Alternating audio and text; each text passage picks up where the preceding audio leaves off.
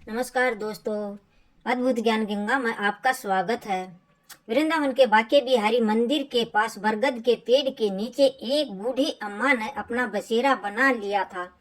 शकल सूरत से वह किसी अच्छे घर से लग रही थी। उसके चेहरे पर चमक बता रही थी कि वह कोई भिखार नहीं है, परंतु उसके फटे हुए कपड़े उसकी दर्दनाक स्थिति का व्याख्यान कर रहे थे।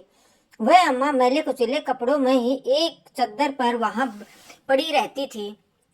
आज लगभग 10वां दिन था। मंदिर में जो श्रद्धालु माथा टेकने आते तो उस बूढ़ी माँ को थोड़ा बहुत प्रसाद दे जाते थे, या कोई राह चलता उस पर तरस खाकर उसे कुछ खाना दे जाता था, जिससे उसका आज गुजारा हो रहा था। श्रवण हर वर्ष अपने माता पिता की बरसी पर मंदिर में आता था और गरीबों को भोजन दिया करता था। उसके माता पिता एक रोड एक्सीडेंट में मार गए थे।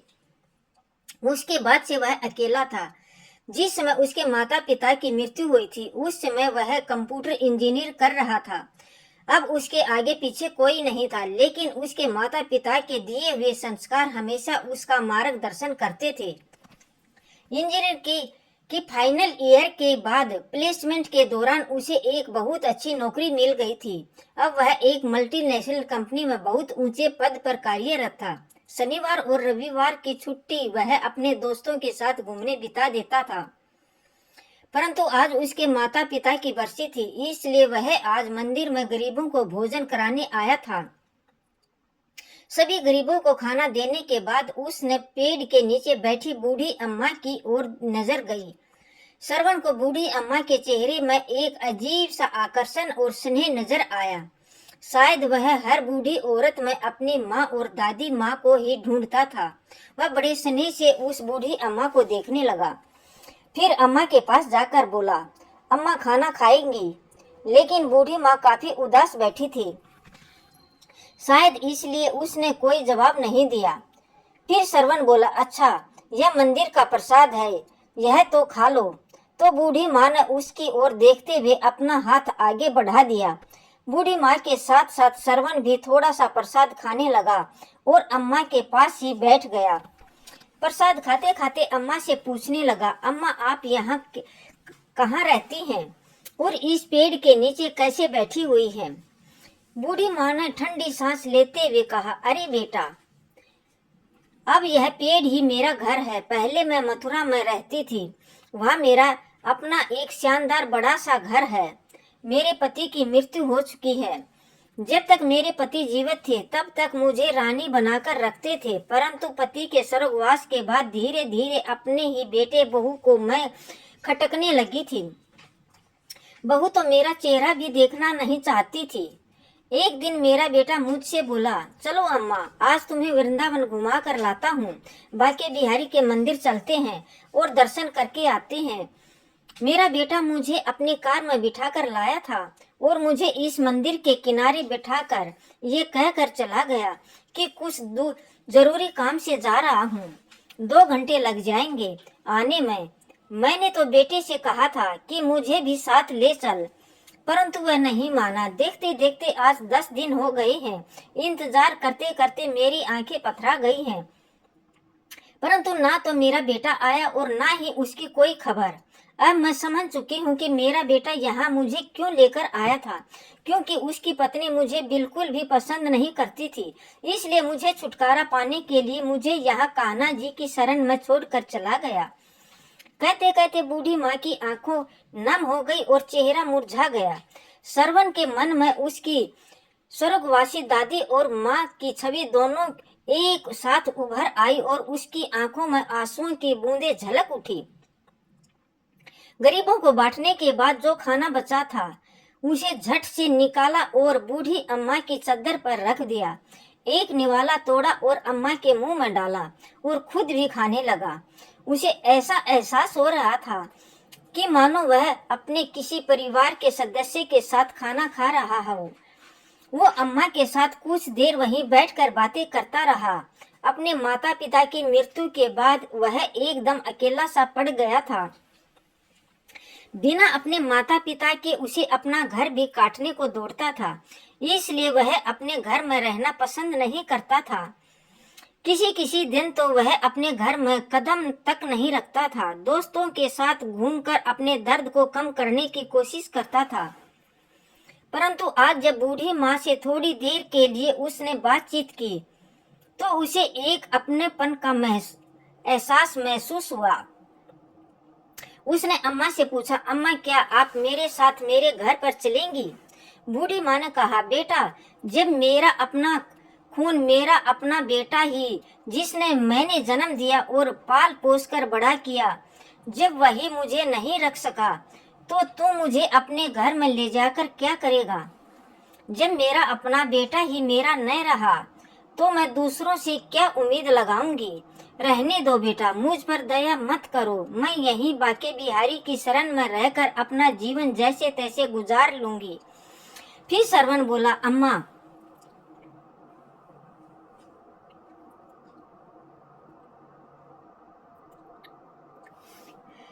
मेरे माता पिता एक सड़क दुर्घटना में स्वर्गवासी हो गए और मैं इस दुनिया में बिल्कुल अकेला रह गया हूँ।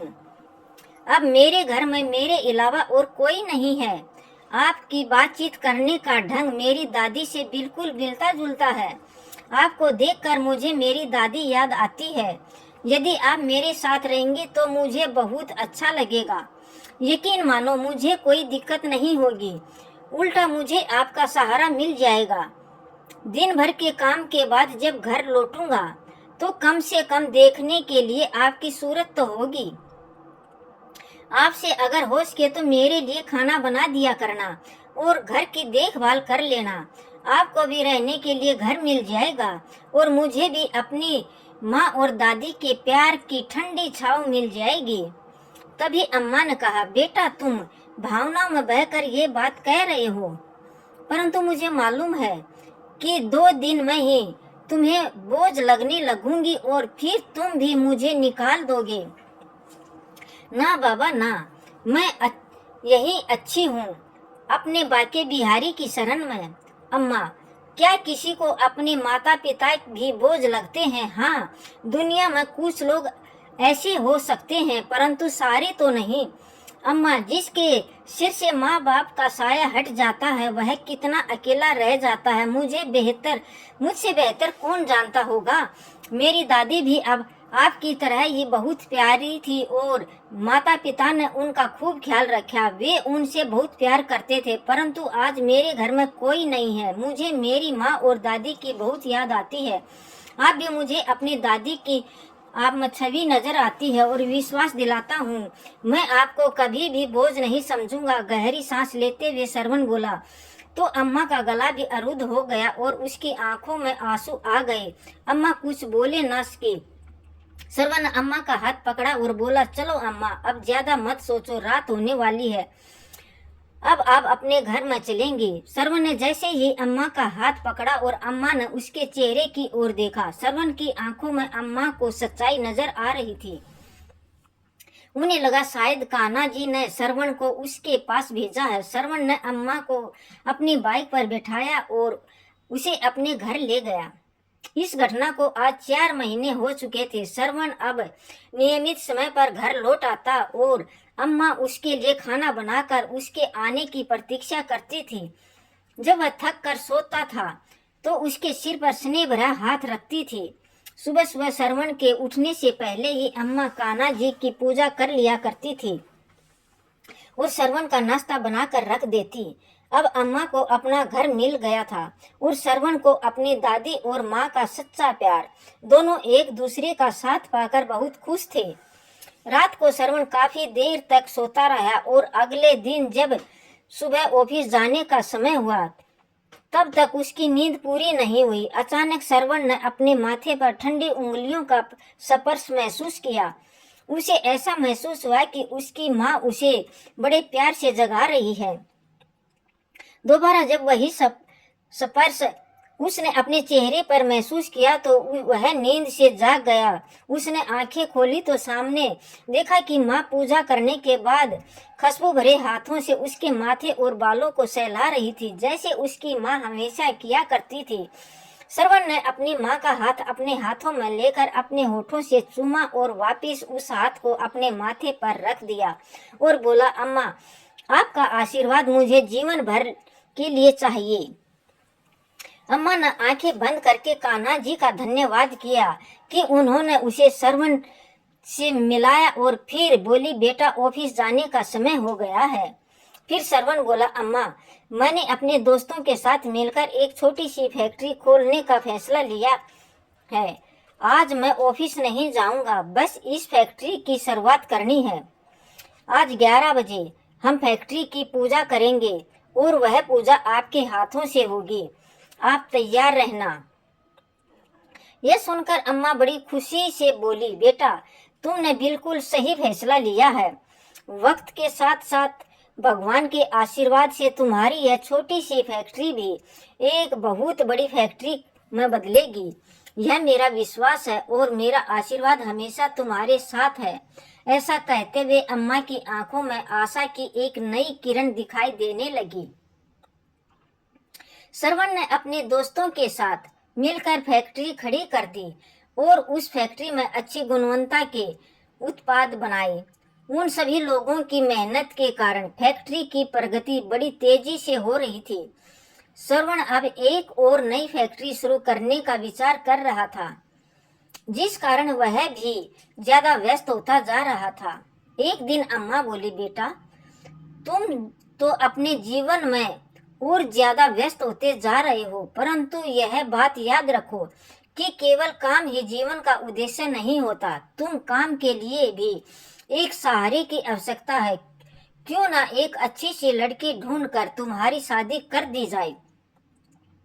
अम्मा की बात श्रवण को भी उचित लगी और बोला, अरे हाँ अम्मा, अपनी जिंदगी में मैं इतना व्यस्त हो गया कि कभी इस बारे में बातचीत करने का समय ही नहीं मिलता। अम्मा, एक बात कहूँ, मेरी निगाह में एक लड़की है सरिता, जो मुझे बहुत पसंद है, लेकिन मैंने उससे कभी बात नहीं की।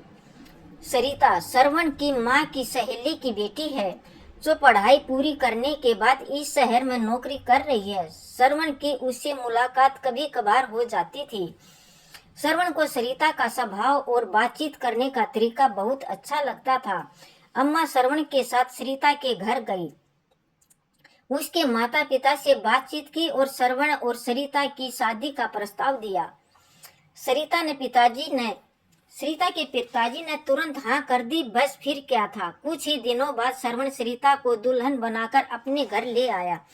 सरिता अम्मा के गुणों से और उसके स्नेह से बहुत प्रभावित हुई। जितना प्यार श्रवण अम्मा से करता था, उससे कहीं ज्यादा लगाव सरिता का अब अम्मा से हो चुका था। सरिता हमेशा सोचती कि ना जाने अम्मा उसके दिल की हर बात कैसे जान लेती है और कैसे उसकी हर चाहत को उसके कहे बिना पूरा कर देती है।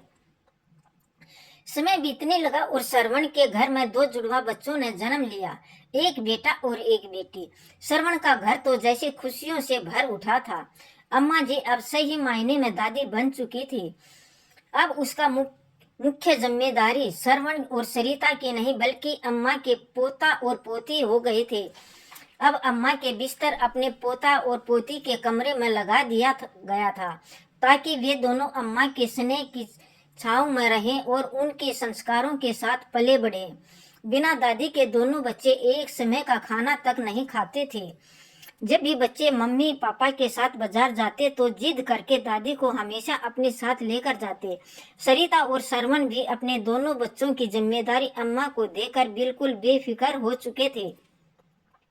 सरिता अपने पति श्रवण के साथ उसके काम में पूरी मदद करती थी। श्रवण को भी सरिता के रूप में बहुत अच्छा जीवन साथी मिल गया था, जिस कारण उसकी फैक्ट्री अब नई ऊंचाइयों को छू रही थी।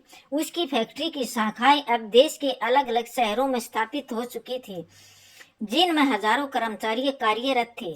उधर अम्मा का बेटा निशांत, जो अम्मा को दर दर की ठोकरें खाने के लिए छोड़कर चला गया था, रह रहकर अपराध बोध से ग्रस्त हो रहा था। अपनी निष्पाप और निअपराध माँ के साथ किया गया व्यवहार पल पल उसे कचोटता था। आने वाले हर पल के साथ उसका अपराध बोध बढ़ता जा रहा था। अपने घर के झगड़ों से दुखी होकर अपनी पत्नी के साथ सुखी जीवन जीने की चाह में उसने अपनी माँ का त्याग कर दिया था। परंतु उस दिन के बाद से उसका अंतर मन हाहाकार कर रहा था, जिसे वह किसी से भी साझा नहीं कर पा रहा था। अब उसके घर में केवल उसकी पत्नी का ही एक छत्रराज था। अब वह अपनी मर्जी के अनुसार खर्च करती और दुकान में से मन मर्जी का पैसा निकालती थी, परंतु व्यवसाय से लगातार पैसा निकालने के कारण उसका जमाए व्यवसाय, जो कि उसके पिता के द्वारा खड़ा किया गया था, घाटे में जाने लगा, जिसके कारण अंत उसे दुकान बंद करनी पड़ी। दुकान बंद करने के बाद कुछ ही दिन बड़ी कठिनाइयों में गुजरे। अब निशांत और उसकी पत्नी को आटे दाल के भाव मालूम पड़ने लगे। फजूल खर्चे तो दूर की बात थी, अब उनके पास घर खर्च करने और बच्चों की आवश्यकताओं को पूरी करने के लिए भी पैसा नहीं था। निशांत का एक मित्र था जो एक बड़ी कंपनी में कार्य करता था। उसने अपनी सिफारिश पर उसकी अपनी कंपनी में नौकरी लगवा दी और इस तरह निशांत के जीवन में की गाड़ी थोड़ी थोड़ी चलने लगी। निशांत अब कंपनी में बहुत मन लगाकर काम कर रहा था, जिस कारण से फैक्ट्री में बहुत मान सम्मान मिलने लगा। अब वह फैक्ट्री का एक महत्वपूर्ण कर्मचारी बन चुका था। निशांत की कंपनी में स्थापना दिवस पर वार्षिक महोत्सव मनाया जाना था और सभी कर्मचारियों को उनकी काबिलियत के आधार पर पुरस्कार वितरित किए जाने थे। निशांत को अपनी मेहनत और योग्यता के आधार पर पुरस्कार दिया जाना था, जो कि उसकी कंपनी के मालिक के द्वारा दिया जाना था। नियत तिथि पर पुरस्कार वितरित समारोह शुरू हुआ और यह पहली बार था कि जब कंपनी का मालिक अपने सभी फैक्ट्री कर्मचारियों के साथ रूबरू हो रहा था। आज का दिन निशांत के लिए बहुत खास था। मैनेजर डायरेक्टर अपनी पत्नी, माँ और बच्चों के साथ समारोह में आए थे। जब समारोह शुरू हुआ और पुरस्कार वितरित के लिए कंपनी के डायरेक्टर साहब से अनुरोध किया गया, तो वे स्टेज पर आए और कहने लगे कि आज हमारी कंपनी के लिए एक बहुत बड़ा दिन है, परंतु आज हमारी कंपनी की स्थिति में है वह केवल और केवल हमारी अम्मा के आशीर्वाद से ही है। यदि अम्मा जी की प्रेरणा ना होती तो ना आज ये हमारी कंपनी होती, ना ही हम इस पद पर होते। इसलिए पुरस्कार वितरित करने के लिए अम्मा जी को बुलाना चाहूंगा। अम्मा जी, कृपया आप स्टेज पर आइए और अपने हाथों से सभी योग्य कर्मचारियों को पुरस्कार वितरित कीजिए। श्रवण के बुलाने पर अम्मा स्टेज पर पहुंची और उनकी आंखों से आंसू धारा बह निकले। कर्मचारियों के नाम अनाउंस किए गए और अम्मा उन्हें एक एक करके पुरस्कार देती गई। तभी एक नाम की अनाउंसमेंट हुई, जिसे सुनकर अम्मा जी के चेहरे पर न जाने कितने भाव एक साथ आ गए। नाम पुकारा गया, निशांत मिश्रा। सामने से आने वाला व्यक्ति भी कुछ जाना पहचाना लग रहा था। अम्मा ने ध्यान से देखा तो सचमुच वह उसका बेटा ही था, निशांत मिश्रा, जो उन्हें तीर्थ यात्रा का झांझा देकर बड़ी ही बेदर्दी से छोड़ गया था, जिसे उसके बाद अपनी माँ का ख्याल तक नहीं आया। अम्मा सोचने लगी कि अब तक शायद मैं तड़प तड़प कर मर गई होती यदि मेरा बेटा श्रवण मुझे ना ले जाता। प्यार और नफरत के भाव एक साथ अम्मा के चेहरे पर उभर आए। अम्मा को ऐसा महसूस हुआ कि जैसे दुनिया बड़ी तेजी से घूम रही है।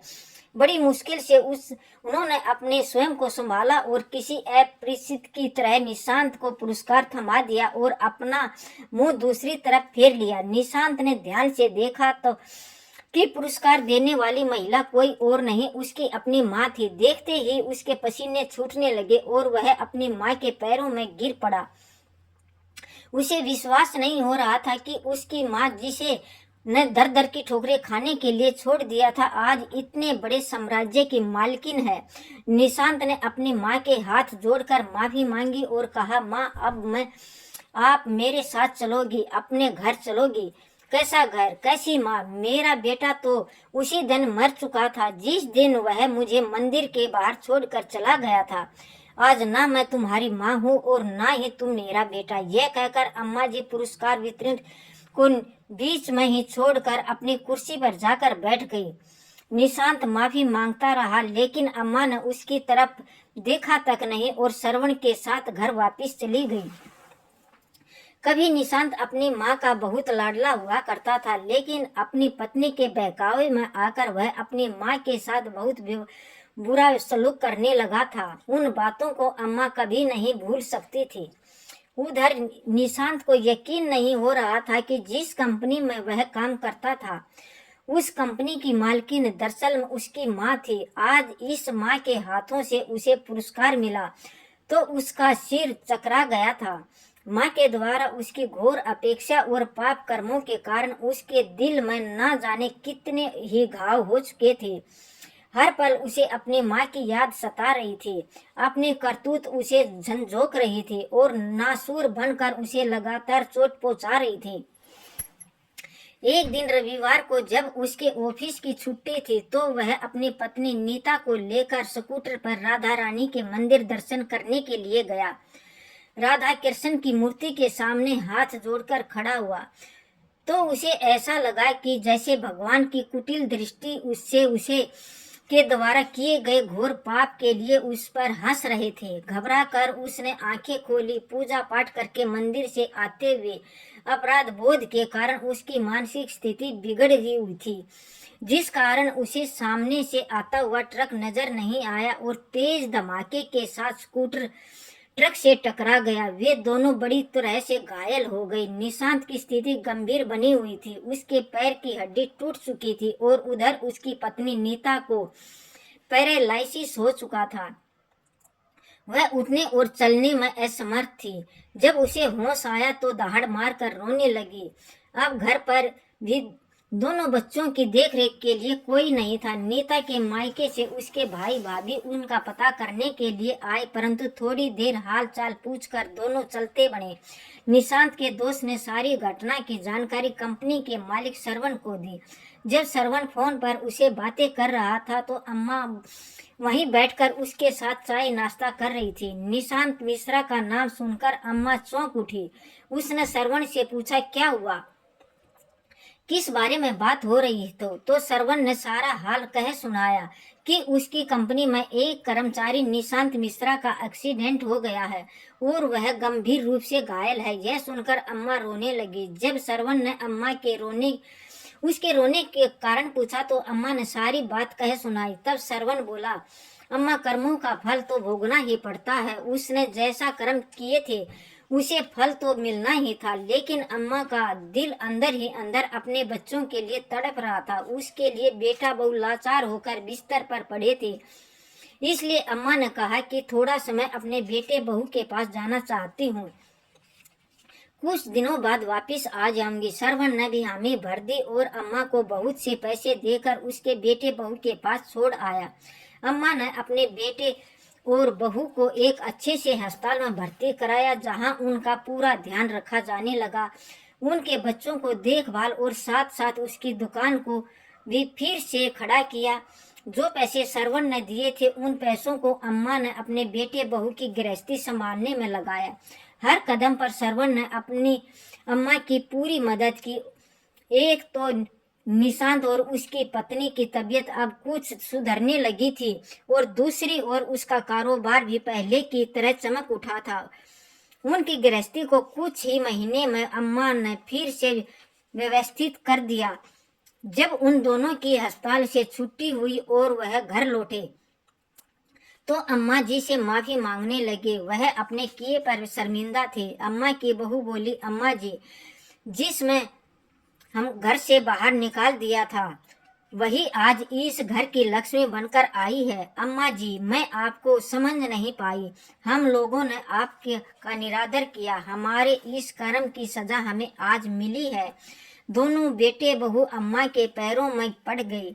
अम्मा ने भी उन दोनों को माफ कर दिया और अपने पोता पोती को खूब दुलार किया। कुछ दिन और वहां रहने के बाद अम्मा ने कहा, अब तुम दोनों की तबीयत ठीक हो चुकी है और तुम अपनी गृहस्थी को संभाल सकते हो। तुम्हारी दुकान भी खूब अच्छे से चल रही है, इसलिए अब मैं चलती हूँ। मेरा बेटा और मेरा परिवार मेरा इंतजार कर रहा है। यह कहकर अम्मा ने अपना बैग तैयार कर लिया। बेटा बहू दोनों ने अम्मा को जाने से रोकने की खूब कोशिश की, परंतु अम्मा ने कहा, मेरा बेटा श्रवण मुझ पर जान छिड़कता है, वही मेरा बेटा है, इसलिए अब मुझे जाना होगा।